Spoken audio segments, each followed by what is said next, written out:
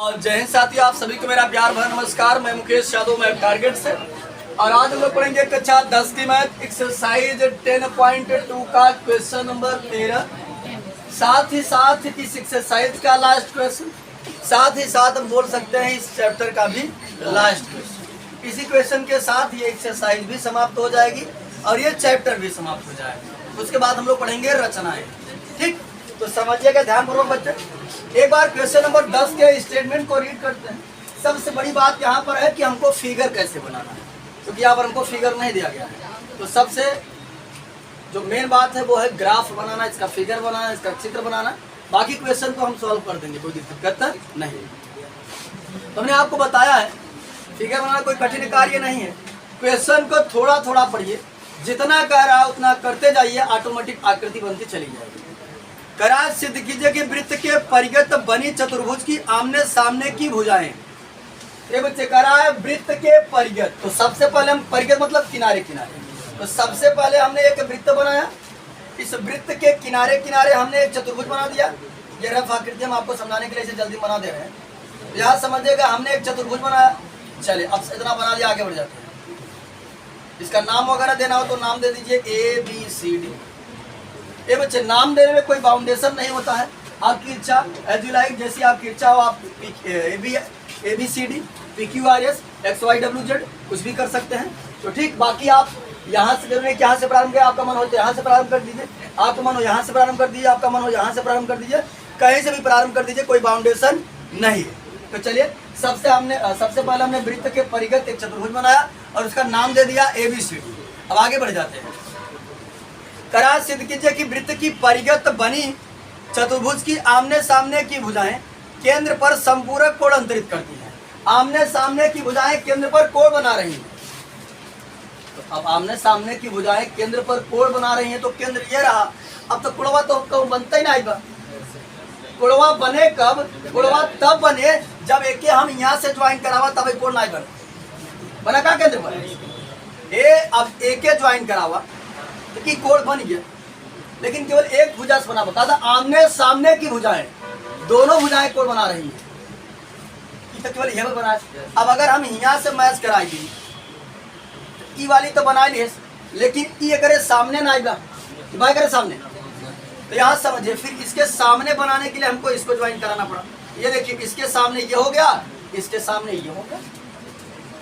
आमने सामने की भुजाएं केंद्र पर कोण बनाने लगी।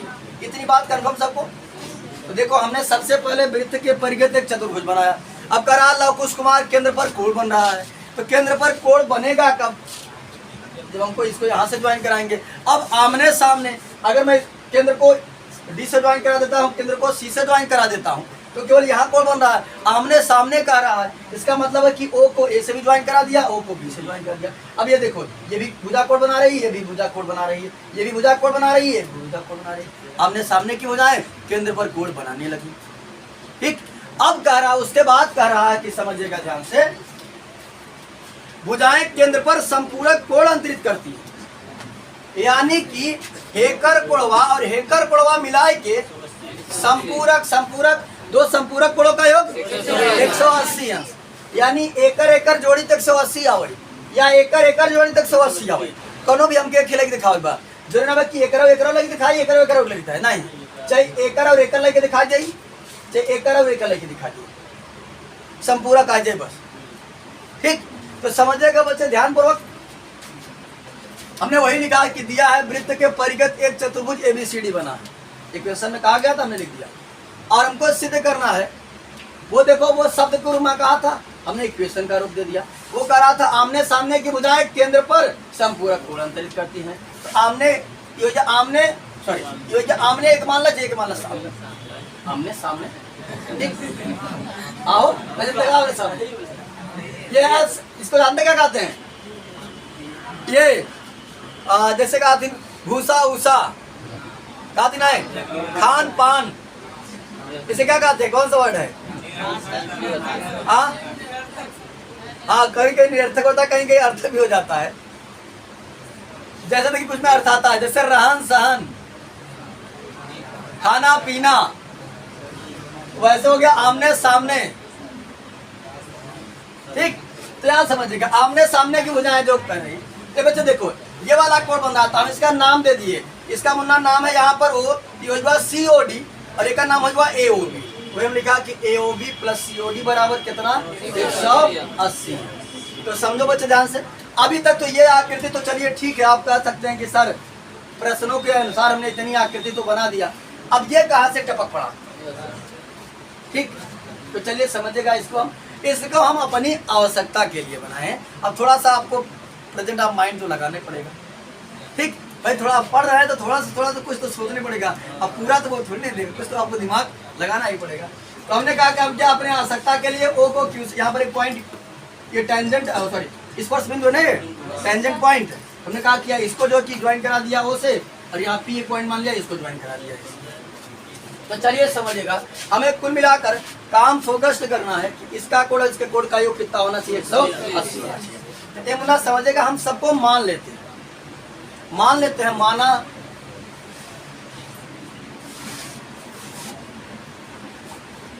एंगल A बराबर मान लिया हमने 2A, ठीक, और एंगल B बराबर हमने मान लिया 2B, और एंगल C बराबर मान लिया हमने 2C, और एंगल D बराबर हमने मान लिया 2D। अरे पूरा एंगल, पूरा एंगल D, पूरा एंगल B, पूरा एंगल C, पूरा एंगल D। हम मानने के लिए कुछ भी मान सकते हैं, A मान सकते हैं, B मान सकते हैं, M मान सकते हैं। अभी आगे आपको क्वेश्चन में पता चल जाएगा कि आखिरकार हमने इसको 2 ही क्यों माना। अभी दिखाएंगे कि 2 से 2 कट जाएगा, इसलिए हमने ऐसा कुछ माना है। ठीक, मानने के लिए कोई फाउंडेशन नहीं है, एज वी लाइक बिना माने भी हो सकता है, ऐसा नहीं कि बिना माने नहीं हो सकता है। बस ये है कि ताकि आसान शब्दों में सॉल्व कराया जा सके, ताकि जो बातें बताएं वो आपको भेजे में आ सके। ठीक, इसलिए हमने कहा कि इसको मान दिया है। तो हमारे पास 2 ट्राइंगल है मुन्ना, समझो ध्यान से, ये ए वाला है, ये वाला, इसलिए हमने इनको दोनों को बनाया दिया। इन दोनों को हम सर्वांग सम दिखा देते हैं। तो देखो अभी सर्वांग सम दिखाने से हमारे परिणाम क्या आएगा। तो त्रिभुज क्या नाम इसका AOQ और त्रिभुज AOP में सबको ये ट्राइंगल दिख रहा है कि नहीं बच्चे? चलिए जिनको नहीं दिख रहा है उनका आपका इलाज हम कर दे। AOQ ये वाला है और AOP ये वाला, ये वाला ट्राइंगल, ये वाला ट्राइंगल, इन दोनों को हम सर्वांग सम दिखा देते हैं। तो देखो बच्चे समझो ध्यान से, OQ बराबर हमने लिख दिया OP, कोई बताएगा कैसे? एक ही वृत्त की त्रिज्याएं, और एक ही वृत्त की त्रिज्याएं आपस में क्या होती है? एक ही वृत्त की त्रिज्याएं हैं, और जानते हैं कि त्रिज्याएं आपस में क्या होती हैं। चलिए आगे समझिएगा। फिर हमने लिख दिया AQ बराबर AP, कोई बताएगा? हाँ, यहाँ समझिएगा, रीजन लिख देंगे, ये AQ बराबर AP बाह्य बिंदु से खींची गई स्पर्श रेखाएं बराबर होती है। ये लिख लीजिएगा, हम थोड़ा सा लिखते छोड़ दे रहे हैं, आप लिख लीजिएगा जरूर। बाह्य बिंदु से खींची गई स्पर्श रेखाएं बराबर होती है। अब बाकी भुजा OA क्या है? भुजा OA उभयनिष्ठ है, उभयनिष्ठ। यहाँ समझिए तीनों भुजा बराबर तो सर्वांग सम हो जाएगा, है ना। यहाँ समझिएगा ध्यान से, हम आसानी से लिख देंगे कि त्रिभुज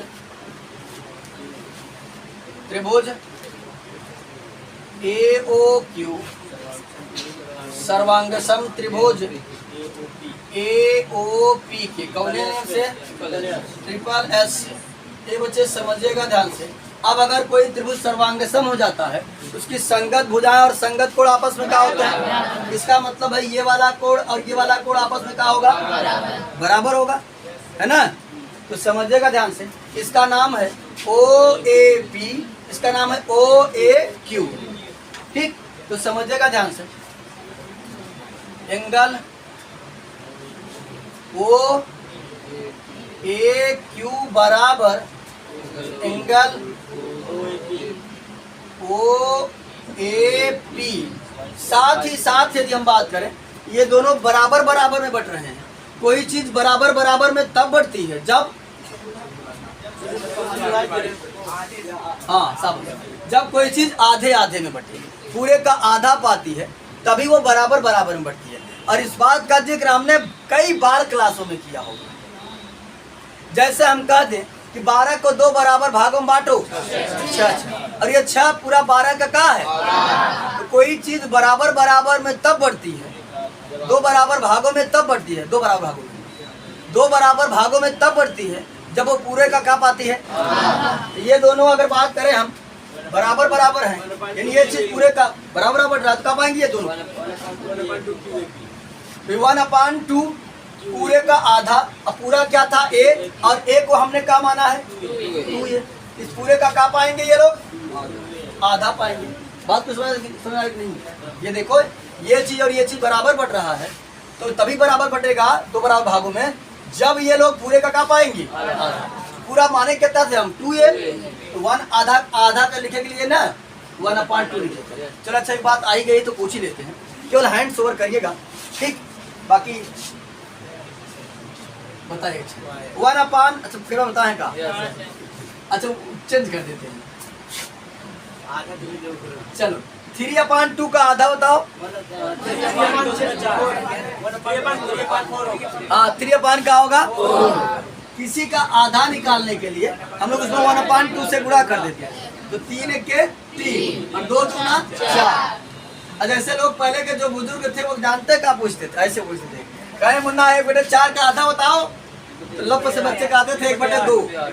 या जब जैसे इसका आधा कितना होगा 1/8 होगा, ठीक। कहीं किसी का आधा निकालने के लिए हम लोग 1/2 से गुणा करते हैं। या कभी जब बुजुर्ग लोग आते थे, जैसे किसी लड़के की शादी हो रही है, तो जो वो जो सिस्टम होता है ना चकैया का, उसका आते थे तो लड़के का परीक्षा लेने के लिए ये पूछते थे कि इस बात कुछ दिमाग है कि नहीं है, पूछ लेते थे कि 1/4 का आधा बताओ या 1/2 का आधा बताओ। तो ऐसे करके कटपैती सवाल पूछते थे, याद समझिएगा। तो कभी घबराइएगा मत। ये बच्चे किसी का आधा निकालना हो तो 1/2 से गुणा करते हैं, और किसी का दूना निकालना हो तो 2 से गुणा करते हैं। तो जैसा अगर हम कहते हैं 1/4 का दूना निकालो, तो 2 1 के 2 2 दूना 4, 1/4 का दूना 1/2 होता है, ठीक। इस बात को जानते रहे, कभी कंफ्यूजन नहीं होगा। तो आधा के लिए 1/2 कर दिए, और ये पूरे ये दोनों पूरे का क्या पाएंगे, आधा पाएंगे। यहाँ लिखना होगा तो लिख दीजिएगा 22 CP, और एक के बार हमने घसीट दिया, ये दोनों बराबर है, साथ ये दोनों का पाएंगे आधा पाएंगे, और 2 से 2 कट गया। तो देखो ये चीज और ये चीज का है एक के बराबर है। अब थोड़ा सा हम अपने दिमाग अपने ये लिखे हुए शब्द को और बढ़ा देते हैं। देखो O A क्यों कह रहे हैं, अब कहा भाई O A D, तो चाहिए O A क्यों कही और चाहिए O A D कही, कोना तो उतना घूम रहा। इसी प्रकार से यहाँ कहें O A B कहें, चाहे O A B कहें, बस भाई यहाँ लिखेंगे हम एंगल O A Q को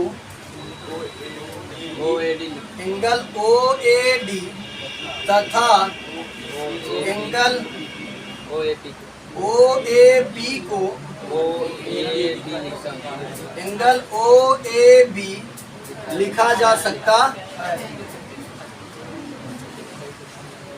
तो समझ लो बच्चे थोड़ा ध्यान से, लिखा जा सकता है। तो हम लिख देते हैं, क्या लिखते हैं, इसकी जगह लिखेंगे OAD, एंगल OAD बराबर एंगल OAB बराबर कितना A। तो बच्चे समझो ध्यान से, इसको मानना चाहो तो मान लो एक, या फिर न मानो कोई दिक्कत नहीं। अब समझिएगा ध्यान से बच्चे। अब देखो, अब याद था हम जैसे दिखावा सर्वांग सम दिखावा है, दूरी त्रिभुज बनावा सर्वांग सम दिखावा, फिर दिखावा इक्वल इक्वल बराबर बात, फिर एक यहाँ तक लग जाए, फिर एक यहाँ तक लग जाए, ऐसे खी यहाँ बने तो इधर 2, ऐसे खिया बने 3, एक ऐसे यहाँ बने 4, काफी लंबा हो जाए। तो हम लोग इतना नहीं लिखेंगे, एक को हमने बढ़िया से कर दिया है और बाकी सबको लिख देंगे इसी प्रकार। तो समझो ध्यान से, जिस प्रकार हमने देखा कि ये कोण और ये कोण A के बराबर है, इसी प्रकार ये कोण किसके बराबर होगा, B के बराबर है ना। तो इसको 2A माने थे, तो ये और ये A के बराबर निकल गया, और इसी प्रकार ये और ये B के बराबर निकलेगा, ये और ये C के बराबर निकलेगा, ये और ये D के बराबर निकलेगा, ठीक। तो मैं लिख देता हूँ इसी प्रकार, थोड़ा सा इरेज कर देगा, चलो वहां जगह है लिख देते हैं, फिर बाद में चीजें इरेज कर देगा। तो बच्चे समझिएगा ध्यान पूर्वक। ये बच्चे समझो ध्यान से। इसी प्रकार हम लिख देंगे कि यहाँ समझो, इसका नाम क्या है, इसका नाम है OBA, इसका नाम है OBC। एंगल OBA बराबर एंगल OBC बराबर B। ठीक, फिर समझेगा ध्यान से। चाहो तो अलग करने के लिए इसको इक्वेशन मान लो ताकि चीजें दिखती रहे। फिर से लिखेंगे बच्चे, इसका नाम है OCB और इस तरफ का नाम है OCD। एंगल OCB प्लस बराबर एंगल OCD बराबर कितना हो जाएगा C। इसको मानना चाहो तो मान लो। इसी प्रकार से अगर इसकी बात करें, इसका नाम है ODC, इसका नाम है ODA। Angle OCD ODC angle ODC बराबर एंगल ODA। ये किसके बराबर हो जाएगा, बराबर D के बराबर। इसको मानना चाहो तो मान लो। ये बच्चे समझेगा। अब अगर मैं इसको जोड़ना चाहूं, ये देखो 1 2 3 4 चतुर्भुज के चारों अंतःकोणों का योग 360। यानी मैं लिख सकता हूं angle A plus angle B plus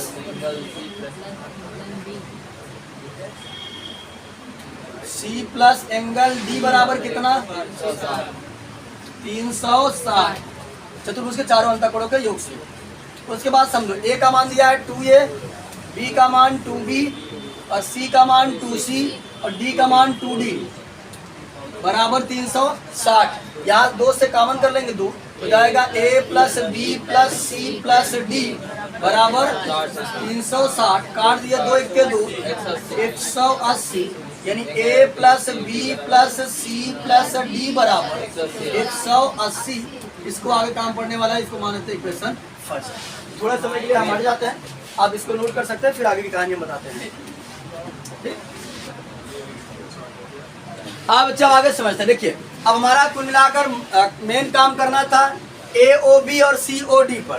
तो यहाँ हम इसको थोड़े समय के लिए मिटा देते हैं। हमारे पास एक त्रिभुज है AOB और दूसरा त्रिभुज है COD। तो हम जानते हैं, यहाँ लिखेंगे त्रिभुज AOB में त्रिभुज के तीनों अंतःकोणों का योग 180 अंश होता है। ये है A, ये है B और ये क्या है O मान लेते हैं। AOD का नाम लिखते हैं।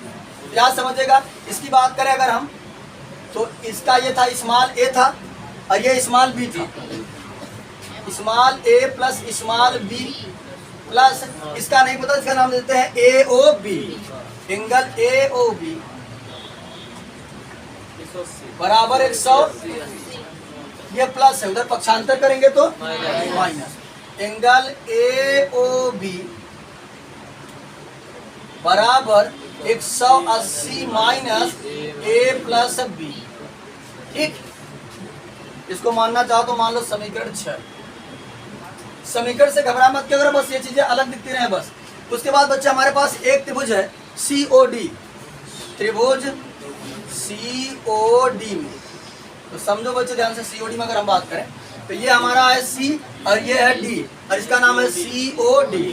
हो जाएगा C plus D plus angle COD बराबर 100। ये प्लस उधर जाएगा तो एंगल COD बराबर 180 माइनस C प्लस D। ये दोनों को माइनस कर दो भी आवश्यक माइनस C माइनस D। इसी प्रकार से यहाँ हो जाएगा माइनस से, तो 75 करेंगे तो साइन चेंज हो जाएगा ना, माइनस से माइनस। ये देखो, ये प्लस का था उधर ले जाएंगे तो माइनस का, ये भी प्लस का था उधर जाएगा तो माइनस का। इसी प्रकार ये प्लस था उधर गया तो माइनस और डी भी प्लस था उधर गया तो माइनस। और इसको मान लेते हैं समीकरण 7। ये बच्चा समझेगा, बहुत दूर नहीं है, हम लोग पहुंच चुके हैं मिला करके। यहाँ समझेगा ध्यानपूर्वक। देखो, हमको चाहिए था AOB प्लस COD बराबर कितना। ये देखो, ये रहा AOB, ये रहा COD। ठीक, हम क्या काम करते हैं बच्चे, समझेगा ध्यान से। बोले AOB और COD को जोड़ देते हैं तो बायां पक्ष तो हमारा आ जाएगा, दाएं पक्ष तो हम फिर ला देंगे। यहाँ समझिएगा समीकरण 6 और 7 को जोड़ने पर, जो जोड़ देते हैं बच्चे, बाएं पक्ष को बाएं पक्ष में, दाएं पक्ष को दाएं पक्ष में। बायां पक्ष है AOB प्लस यहाँ बायां पक्ष है COD बराबर, बायां पक्ष तो हमको मिल गया। दाएं पक्ष की बात करें, इसका दाएं पक्ष कहाँ गया, ये रहा 180 माइनस A माइनस B, इसका दाएं पक्ष रहा plus 180 minus C minus B। ये समझो ध्यान से, 180 360 और यहाँ जाएगा minus A minus B minus C minus B। अब समझो ये हो जाएगा 360, यहाँ से माइनस कॉमन कर लेते हैं, जब माइनस कॉमन कर लेंगे पूरा पूरा क्या हो जाएगा plus, A plus B plus C plus D हो जाएगा 360 माइनस, इसका मान हम यहाँ निकालें 180 रखें, यहाँ लिखना होगा तो लिख दीजिएगा समीकरण कौन सा है 5, इसकी जगह कारक देंगे 180, घटा दिया तो कितना आ गया 180। यही हमको सिद्ध करना है।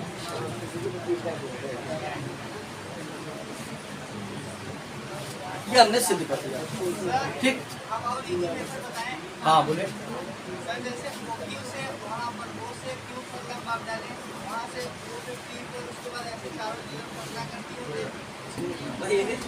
तो आज की क्लास में हमने एक्सरसाइज 10.2 को पूरी तरीके से समाप्त कर लिया है, साथ ही साथ चैप्टर 10 को भी समाप्त कर लिया है। बाकी हमारी जो नेक्स्ट क्लास होगी वो अगले एक्सरसाइज पर होगी। इस वीडियो में इतना ही, बाकी मिलते हैं नेक्स्ट वीडियो में, तब तक के लिए जय हिंद।